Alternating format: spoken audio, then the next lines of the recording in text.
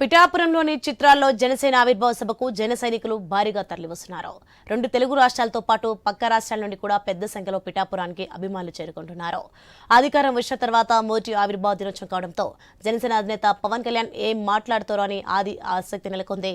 దీనిపై మరింత సమాచారం మా ప్రతినిధి అబ్దుల్ యాకూబ్ అందిస్తారు.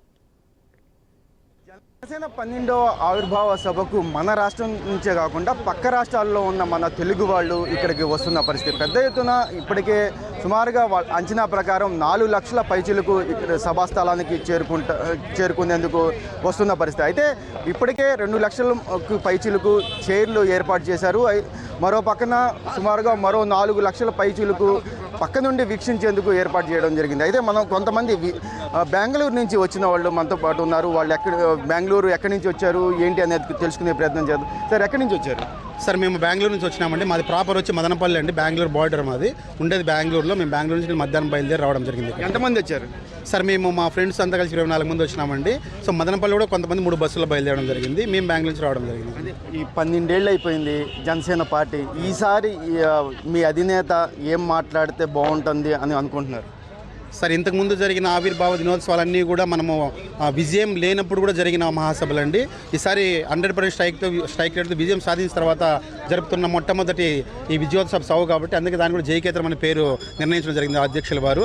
అదేవిధంగా ఈరోజు భవిష్యత్తు ప్రణాళిక ఏ విధంగా ఉండాలి, ఏ విధంగా చేస్తే యువత యొక్క భవిష్యత్తు బాగుంటుంది, అదేవిధంగా ఆంధ్రప్రదేశ్ ఇండస్ట్రీ పరంగా కానీ క్యాడర్ పరంగా ఏ విధంగా డెవలప్ చేయాలి, రాబోయే 10-15 సంవత్సరాల ప్రణాళిక ఏ విధంగా ఉండాలి, జనసేన ప్రభుత్వాన్ని ఇంకా సుస్థిర ప్రభుత్వాన్ని సాధించాలి 2029లో అనుకుంటే ఏ విధంగా ముందుకు వెళ్ళాలి. మనము ఈరోజు 21 సీట్లు నిలబడి 21 విజయం సాధించింది. ముందు ఒకవేళ 175 సీట్లలో కూడా నిలబడితే ఆ 175 సీట్లు కూడా ఏ విధంగా విజయం సాధించాలని ప్రణాళిక ఈరోజు అధ్యక్షులు ప్రకటించి దాని ప్రకారం ముందుకెళ్తే బాగుంటుందని మేము అనుకుంటున్నాము. మరో పక్కన సుమారుగా ఈ 12 ఏళ్లలో ఇప్పుడు వచ్చి 9 నెలలు మాత్రమే అధికారంలో ఉన్నారు. అంతకుముందు ఉన్న బాధలు, ఇప్పుడున్న సంతోషం, ఈరోజు పండగ వాతావరణం ఏ విధంగా ఉంది? సార్, మీరు కూడా చూసింటారు. రాబోయే 11 సంవత్సరాలు పవన్ కళ్యాణ్ వ్యక్తిగతంగా గాను ఫ్యామిలీ పరంగా ఏ విధంగా దూషించారు, ఏ విధంగా మాట్లాడినారు, సోషల్ మీడియాలో ఏ విధంగా అవహేళన చేసినారు, పార్టీ వ్యక్తులపైన ఏ విధంగా దౌర్జన్యాలు చేశారు, అదేవిధంగా వ్యక్తిగత హననం ఏ విధంగా చేశారు అనేది అందరూ చూశారు. పవన్ కళ్యాణ్ గారు గడుసున్న నాయకుడు, మంచి ధైర్యమున్న నాయకుడు కాబట్టి, నిజాయితీపరుడు కాబట్టి ఇన్ని సంవత్సరాలు నిలబెట్టుకోవడం జరిగింది. కానీ వేరే వాళ్ళ పార్టీని రోజు ఇంతవరకు తీసుకురాలేరండి. ఎందుకంటే సొంత నిధులపైన, ఎటువంటి నిధులు లేకుండా సొంత నిధులపైన, అది ఆర్థిక భరోసా లేని పార్టీని ఈ విధంగా నిలబెట్టి ఇంత స్థాయికి తీసుకోవడం అనేది పవన్ కళ్యాణ్ గారికి మాత్రమే సాధ్యమండి. ఎందుకంటే అక్కడ సినిమాలు చేయాలి, ఆ డబ్బు తీసుకురావాలి, పార్టీ ఖర్చు పెట్టాలి. ఈ రోజు కూడా చాలా వరకు సొంత నిధులతో ఇంత కార్యక్రమాలు చేస్తున్నారండి. ఏదో కొంతమంది దాతలు ఈ మజ్జిగ ప్యాకెట్స్ కానీ, ఈ పుచ్చకాయ కానీ, ఆ నుంచి దారిపడిన భోజనాలు కానీ అరేంజ్ చేస్తున్నారు. రిమైనింగ్ ఖర్చు అంతా అధ్యక్ష ద్వారా ప్రతి ఒక్క కార్యక్రమాన్ని కూడా పెడుతూ ఈ కార్యక్రమాలు ముందుకు తీసుకుంటూ చాలా విజయపథంలో జనసేన పార్టీని నడిపిస్తున్నారండి. అంటే ఓ పక్కన మీరు ఇలా చెప్తున్నారు సొంత నిధులు, కానీ మరో పక్కన ప్రతిపక్ష పార్టీలు కొంతమంది కీలకంగా ఇక్కడే పిఠాపురంలోనే ప్రెస్ మీట్ పెట్టి మరి ఇంత డబ్బు ఎక్కడి నుంచి వచ్చింది పవన్ కళ్యాణ్ కూడా క్వశ్చన్ చేస్తున్న పరిస్థితి. ఇది ఎలా చూస్తారు సార్? ఇప్పుడు ఒక పార్టీ పైన బురద జల్లాలి అనుకున్నప్పుడు ఎటువంటి దుష్ప్రచారాన్ని చేయించండి. అతను ఒక సినిమా చేస్తే 50 నుంచి 60 కోట్లు తీసుకుంటారండి. అది ట్యాక్స్ పెయిడ్ అమౌంట్, అదేమి వేరే దొంగదారులు వచ్చే అమౌంట్ కాదండి. అది చాలా పవన్ కళ్యాణ్ జీవితం అనేది, పవన్ కళ్యాణ్ యొక్క ఫైనాన్షియల్ స్టేటస్ అనేది చాలా తెలిసిన పుస్తకం అండి. అది అందరికీ చాలా ట్రాన్స్పరెంట్గా ఉంది. అది వైట్ పేపర్ లాంటి జీవితం అవుతుంది. కాబట్టి ఈ ప్రతిపక్షాలు కానీ, అధికారం కోల్పోయిన వాళ్ళు కానీ వ్యక్తిగత దూషణలు చేయాలి, ఏ విధంగా వాళ్ళు డీడామినేట్ చేయాలి, ఏ విధంగా వాళ్ళని డిమోటివేట్ చేయాలనే ఉద్దేశంతో చేస్తున్న ఇలాంటి కుట్రలు తప్పితే జనాలందరూ కూడా ఆలకిస్తున్నారండి. జనాలకన్నీ వాస్తవ పరిస్థితి తెలుసండి.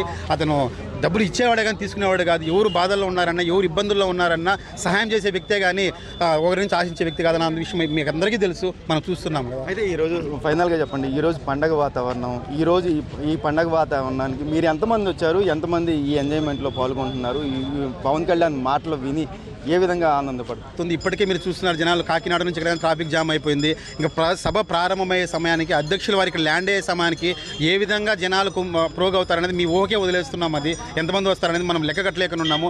ఎందుకంటే చాలామంది సొంత నిధులతో వాళ్ళకి సొంత ప్రయాణ ఖర్చులతో వచ్చిన వాళ్ళు చాలామంది ఉన్నారు. కొంతమంది నాయకులు వాళ్ళకు బస్సులు కానీ సౌకర్యం కల్పించారు.